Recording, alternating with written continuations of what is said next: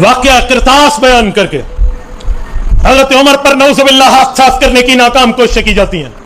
واقعہ قرطاس کیا ہے, اس کے اسباب و علل کیا ہے, اس کے معاملات کیا ہیں, ذرا پہلے یہ سنیے, پھر اس کے بعد اس کا حل سنیے. صحیح بخاری میں 6 جگہ امام محمد بن اسماعیل البخاری رحمہ اللہ المتوفى 256 ہجری اس حدیث پاک کو لائے ہیں. رسول اقدس صلی اللہ علیہ وسلم نے وفات سے پہلے جمعرات کے دن, ایک روایت میں بدھ کے دن, حضور کی وفات پیر کے دن ہوئی ہے, جمعرات جمعہ ہفتہ اتوار پیر 5 دن پہلے صحابہ کرام جمع ہے.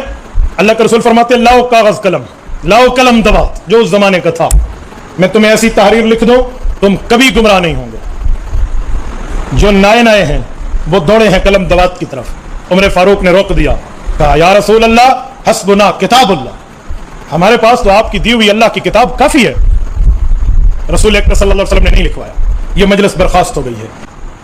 عمر درمیان میں رکاوٹ پڑ گئے, رکاوٹ ڈال دی انہوں نے, رسول اللہ نے نہیں لکھ دیا, حضور کی نافرمانی کی ہے. یہ چند جملے کہہ کر حضرت عمر کی شان گھٹانے کی ناکام کوشش کرنے والوں, سنو, بات کرنا تو پوری کرنا سیکھو. میں کہتا ہوں جی ہاں, رسول اللہ نے قلم دوات مانگا تھا, عمر فاروق نے فرمایا تھا ہمارے لیے اللہ کی کتاب کافی ہے, تو ٹھیک فرمایا تھا. کیوں؟ رسول اللہ کے اوپر عمر فاروق نے ایمان لایا ہے, 23 سال رسول اللہ کی کلاس اٹینڈ کی ہے, قرآن رسول اللہ سے سمجھا, حدیث رسول اللہ سے سمجھی. عمر مزاج شناس پیغمبر ہے, رسول اللہ کی فیلنگز جانتا ہے, احساس جانتا ہے, مزاج جانتا ہے, انداز جانتا ہے, اطوار جانتا ہے, عادات جانتا ہے. عمر کو پتا تھا حضور ہمارا امتحان لے رہے ہیں, کیونکہ حضور پاک پر اب سے 85 دن پہلے یہ آیت اتر چکی ہے, اليوم اکملت لکم دینکم واتممت علیکم نعمتی ورضیت لکم الاسلام دینا. لوگو, قرآن تم پر مکمل, دین تم پر مکمل, نعمت خداوندی تم پر مکمل ہو چکی ہے. اب نئی چیز کی ضرورت نہیں ہے. حضور دین پڑھا چکے, قرآن دے چکے, شریعت سمجھا چکے, حدیث واضح کر چکے. اب حضور دیکھنا چاہتے ہیں کہ قرآن کے اتمام کے بعد, شریعت کے اکمال کے بعد, مذہب کے مکمل ہونے کے بعد کیا ان کو کسی نئی چیز کی ضرورت ہے. حضور نے امتحان لیا, عمر امتحان میں پاس ہوئے ہیں.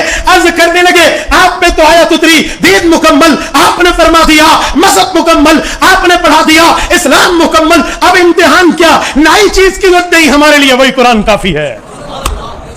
یہ تو ایسے ہے جیسے سیدنا عمر رضی اللہ عنہ نے, جیسے استاد کلاس میں اپنے اسٹوڈنٹس کو, شاگردوں کو سب کچھ سمجھانے کے بعد کہتا ہے کسی اور چیز کی لوڑ ہے, استاد جی تسی سب چیز پڑھا دیتی ہے, 10 دیتی ہے, اور کس چیز کی ضرورت ہے.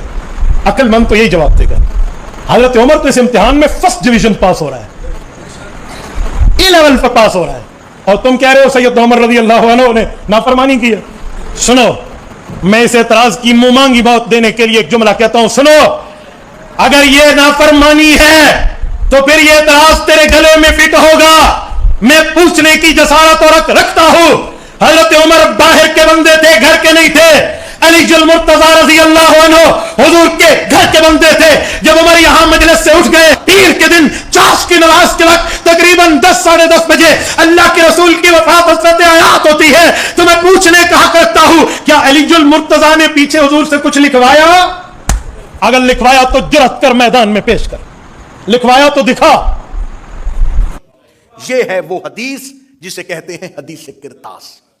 اس کے اگر آپ نمبر چاہیں گے, انٹرنیشنل کا جو نمبر جو بخاری کی مرکزی جلد ہے, یہ سب سے پہلے 114 نمبر پہ بخاری نے اس حدیث کو نقل کیا ہے. اس کے بعد یہ 6 مختلف مقامات پر حدیث آئی ہے, تھوڑے تھوڑے لفظ بدلے ہیں لیکن مرکزی متن تبدیل نہیں ہوا. یہ ہے سب سے پہلی حدیث. اب جب میں نے اس حدیث کو دیکھا کہ اس کو مخالفین مذہب نے اس حدیث کے بارے میں کیا لکھا ہے, تو انہوں نے اس حدیث میں مختلف قسم کے بہانے تراشے ہیں. انہوں نے پہلا بہانہ جو بیان کیا ہے, میں نے اس پہ اتنی محنت کی ہے کہ جنہوں نے اس حدیث کو دفاع کرنے کی کوشش کی ہے انہیں پڑھا بھی ہے, اور جو لکھتے نہیں انہیں سنا بھی ہے کہ آخر اس کا دفاع کیسے کر رہے ہیں, کس چیز کے ساتھ دفاع کر رہے ہیں. اب انہوں نے پہلا دفاع کیا کیا, انہوں نے کہا پہلا دفاع یہ ہے کہ جب رسول نے کہا تھا کہ مجھے کاغذ قلم دو, تو اس وقت صحابی کا انکار کرنا اس بات کی دلیل ہے کیونکہ رسول امتحان کی وجہ سے مانگ رہے تھے, امتحاناً مانگ رہے تھے کیونکہ الیوم اکملت لکم دینکم کے بعد دین کامل ہو گیا تھا، کسی مزید فرمان کی ضرورت نہیں تھی.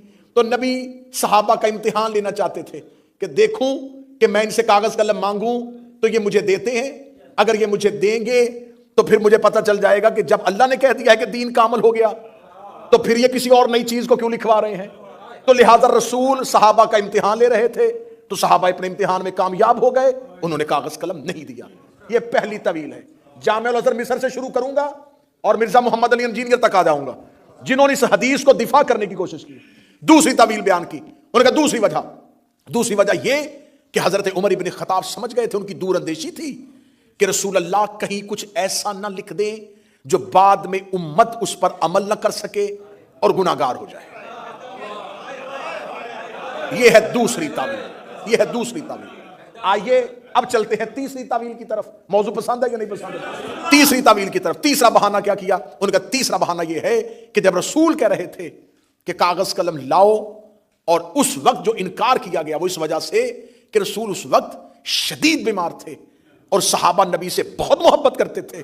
انہیں خبر تھی کہ اگر نبی کچھ لکھیں گے تو نبی کو لکھنے میں تکلیف ہوگی، تو لہٰذا انہوں نے نبی کو لکھنے سے منع کیا. یہ ہے تعویلیں، یہ ہے بہانے. میری آواز صرف حسینیت تک نہیں، دنیا میں پھیلے گی. آپ کی وساطت سے میں پیغام پہنچانے لگا ہوں اپنے اہل سنت بھائیوں تک. تمہیں رسول کا واسطہ ایک شخص کو بچانے کے لیے، صرف ایک پرسنالٹی کو بچانے کے لیے، ایک ذات کو بچانے کے لیے اسلام کے ساتھ اتنا گھرونا مذاق نہ کرو. حقیقت کا سامنا کرو، حقیقت کو آنکھوں میں آنکھیں ڈال کے قبول کرو.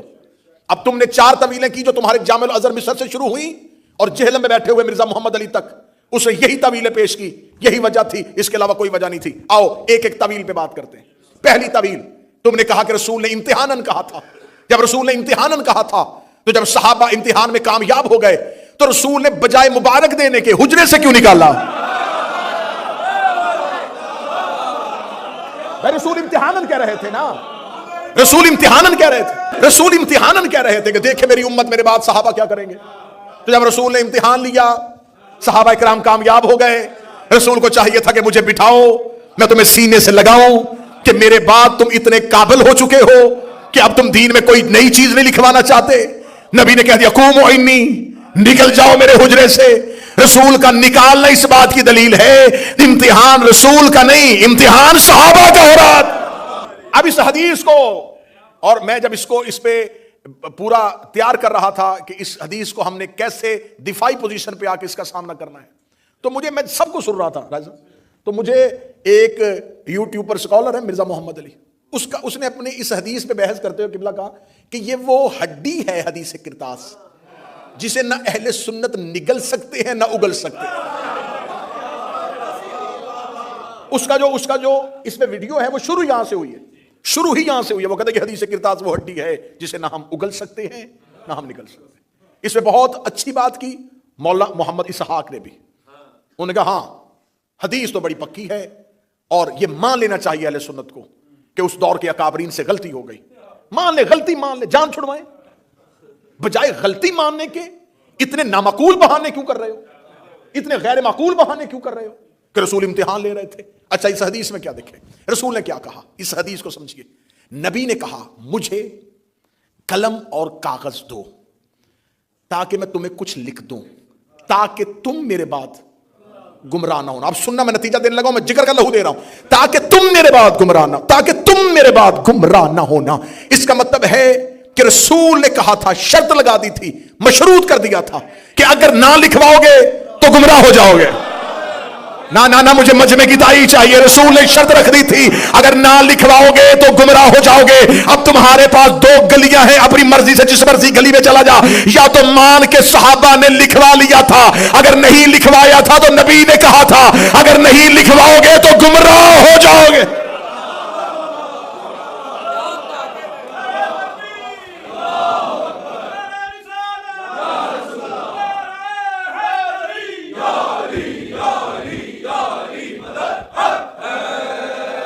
اگر نہ لکھواؤ گے تو گمراہ ہو جاؤ گے.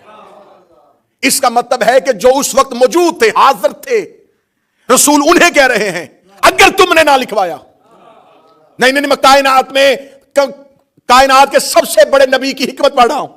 نبی نے فرمایا اگر تم نے نہ لکھوایا تم گمراہ ہو جاؤ گے. اس کا مطلب کہ آج تک امت میں جو گمراہ ہو رہا ہے کیونکہ ہم تو وہاں تھے ہی نہیں. بولو جو حسین کے نوکر بیٹھے ہو. میرا آج کا اہل سنت بھائی تم بھی وہاں پہ نہیں تھے, فرقے بنے ہی نہیں تھے.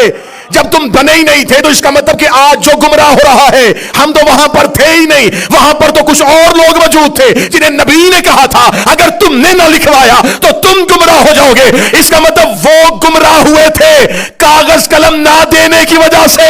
قیامت تک امت گمراہ ہوگی ان کی وجہ سے.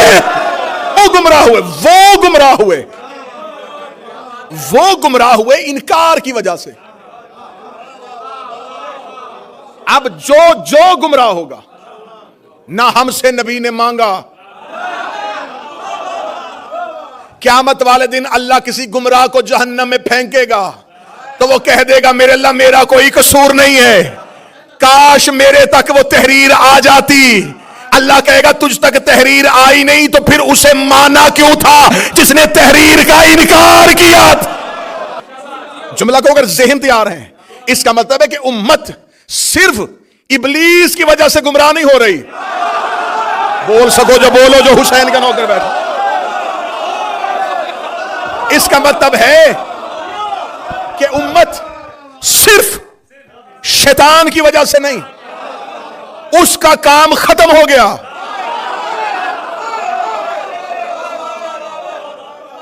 رسول کہہ رہا ہے لن تضلوا بعدہ, نہ گمراہ ہو جانا میرے بعد. جب رسول کہہ رہا ہے کہ گمراہ ہو جاؤ گے تو یہ وہی رسول ہے جس نے اسی زبان سے کہا تھا اللہ ہے. اسی رسول نے کہا تھا فرشتہ ہے, اسی نے کہا تھا جنت ہے, اسی نے کہا تھا جہنم ہے. پورا اسلام اس نبی کی زبان کی وجہ سے. اور وہ کہہ رہا ہے ہو جاؤ گے. تو اس کا مطلب ہے کہ اب جو بھی گمراہ ہوگا وہ صرف شیطان کی وجہ سے گمراہ نہیں ہو رہا. لکھوا لیتے جب رسول کہہ رہے تھے تو آؤ, میں نے پہلے کہا تھا ایک شخص بچانے کے لیے تم نے دفاعی پوزیشن لی, ہم اس دفاعی پوزیشن میں سامنے آئے ہیں. اگر یہ امتحان مقصود تھا حجرے سے کیوں نکالا؟ اچھا دوسری دلیل کیا تھی؟ دوسری دلیل یہ کہ انہوں نے دور اندیشی سے یہ فیصلہ کر دیا تھا کہ رسول کہیں کچھ ایسا نہ لکھ دیں جو بعد میں مسلمانوں سے ہو نہ سکے اور وہ گناہگار ہو جائیں. اچھا یہ بات نبی کے ذہن میں نہیں آئی. وہ جو امت کی شفاعت کرنے والا ہے صحابی پہ وحی نہیں ہوتی, صحابی پہ الہام بھی نہیں ہوتا.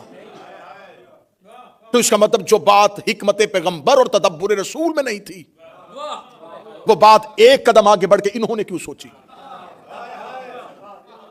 پھر تیسری طویل بیان کی کہ محبت کی وجہ سے رسول کہہ رہے تھے اور یہ سمجھ رہے تھے کہ رسول کو لکھنے میں تکلیف ہوگی. آئیں قرآن سے پوچھیں کہ محبت رسول اپنی سوچ کی وجہ سے ہوتی ہے یا اطاعت کی وجہ سے ہوتی ہے؟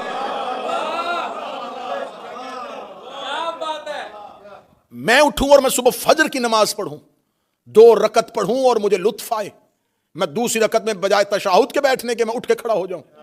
میں عشق میں تیسری بھی پڑھوں اور پڑھوں بھی سورہ یاسین اور قرات بھی بڑی خوبصورت کروں اور روؤں بھی آنسوؤں کے ساتھ, اور میں قبلہ ارشد ترابی صاحب سے پوچھوں قبلہ آج صبح نماز میں اتنا لطف آیا کہ میں نے 2 رکعت پہ رکا ہی نہیں, میں نے تیسری بھی پڑھ دی, یہ فوراً کہیں گے دوبارہ نماز ادا کر کیونکہ تیری نماز باطل ہو گئی. میں نے کہا تیسری رکعت میں یاسین پڑھی تھی, رکوع میں رویا بھی بڑا تھا. انہوں نے کہا 2 پڑھی تھی تو اطاعت تھی, تیسری پڑھی تو بغاوت ہو گئی. اطاعت ہے جو رسول کہے وہیں تک رک جاؤ, اس سے آگے نہ جاؤ. جب رسول کہہ رہے تھے 2 کاغذ قلم تو پھر یہ محبت کون سی تھی کہ رسول مانگ رہے تھے اور وہ محبت میں دے نہیں رہے تھے؟ اب دیکھیں سامنے دشمن بھی بڑا شاطر ہوتا ہے. انہوں نے یہ طویلیں بیان کی, جب ہمارے علماء نے آگے سے دفاع کیا انہوں نے پھر آگے سے ایک پوزیشن اور لی. میں اگلی پوزیشن پہ جانے لگا. اب میں اگلے مورچوں پہ آ گیا ہوں. اب اگلے مورچے پہ حملہ ہم پہ کیا ہوا؟ اچھا آپ شیعوں کو بڑی تکلیف ہوئی کہ نہیں دیا انہوں نے کاغذ قلم تو علی دے دیتے، علی دے دیتے۔ اچھا یہ حکمت مجھے آج تک سمجھ میں نہیں آئی کہ جواب دینے کی بجائے فوراً کہتے ہیں علی نے کیوں نہیں کیا، علی نے تلوار کیوں نہیں اٹھائی، علی نے یہ کام کیوں نہیں کیا، علی نے یہ کام کیوں نہیں کیا۔ اچھا چلے آئیں، کہتے ہیں جی کہ اس وقت ایک ترک ہے بخاری کا جس میں اس نے لکھا ہے کہ اس وقت حجرے میں صحابہ اور اہل بیت، لیکن جو ہمارے محدثین نے بتایا انہوں نے کہا وہ اہل بیت سے مراد اہل کسان نہیں، بلکہ اہل بیت سے مراد جو گھر میں لوگ رہتے تھے وہ اس وقت حجرے میں موجود تھے، ان میں ازواج بھی ہو سکتی ہیں، اور نبی کی 2 بیویوں کا وہاں پر ہونا اس حدیث میں ظاہر ہو رہا ہے، کیونکہ اس کی اگلی روایت جو ہے اس کے آگے جو چلتی ہے اس میں بیان ہو رہا ہے ان 2 نبی کی بیویوں کا وہاں پر موجود ہونا۔ تو ہمارے محدثین نے لکھا کہ وہ اگر گھر والوں کی وجہ سے ہے، یہاں پر علی موجود نہیں ہے، چلیں مان لیا تم کہتے ہو کہ علی کو دے دینا چاہیے تھا، رسول نے اگر علی سے مانگا ہوتا، سر نہیں ہلائیے گا میں دفاع کر رہا ہوں تمہارے مذہب کا، رسول نے جب جہاں جہاں حکم دیا علی کا نام لے کے دیا، یا علی خیبر میں جائیے، یا علی بستر پہ سوئیے، یا علی سورہ برات کی تبلیغ کے لیے جائیے۔ رسول جب بھی حکم علی کو دیتے تھے تو مخاطب کر کے دیتے تھے، یہاں پر تو رسول نے یہ نہیں کہا اے علی مجھے کاغذ قلم دیجئے، کہتے جی اچھا اگر علی کو نہیں دیا تو موجود تو تھے نا، تو جب سب موجود تھے تو اس کا مطلب پھر علی کو دے دینا چاہیے تھا، علی کا نام نہیں لیا تو جس کا آپ انکار کر رہے ہیں اس کا بھی نام نہیں لیا، اچھا اس کا بھی انکار میں نام نہیں لیا، تو اب آیا ہے خود اپنے ہی جال میں سیا کہ جب رسول نے اتنے حجرے میں لوگوں میں کسی ایک کا نام نہیں لیا تھا تو جواب ایک نے کیوں دیا؟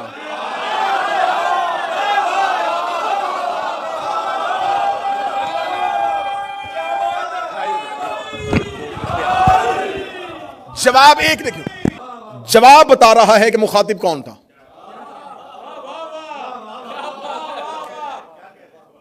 تو انہوں نے تو بول کے خود ثابت کر دیا، جب اتنے لوگ موجود تھے سارے چپ تھے، تو جب ان کا نام ہی نہیں لیا تو جب علی چپ تھے تو وہ بھی چپ رہتے۔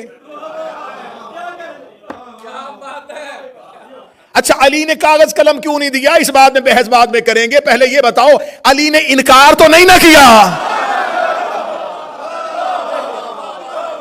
مولا علی نے معاذ اللہ نبی پہ ہذیان کی تہمت تو نہیں لگائی، تو یہ انکار کیوں کیا گیا؟